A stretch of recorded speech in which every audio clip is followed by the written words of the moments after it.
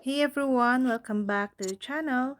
Today I'm gonna show you how to use Assistive Touch on iPhone.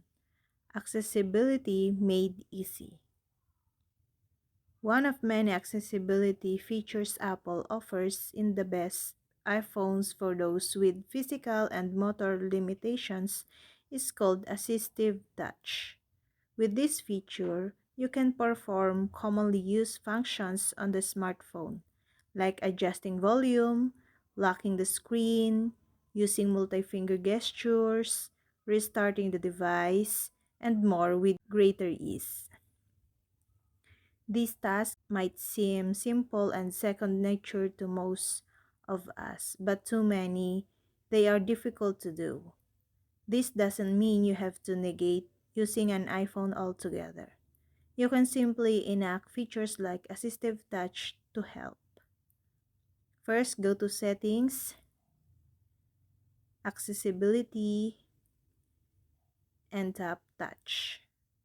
Select Assistive Touch, the first option at the top of the list. Move the slider to the right to turn it on. You'll see a small circle appear at the bottom right corner of the phone. And use voice commands to say, "Hey Siri, turn on Assistive Touch," and the same will occur.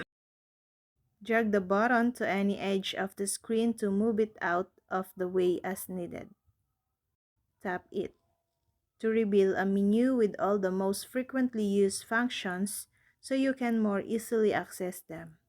This includes by default, Notification Center, Device Siri, Home, and Control Center, as well as a custom button.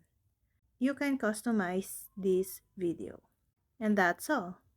I hope this video helped you guys. For more videos, subscribe to our YouTube channel. Thank you for watching. See you again.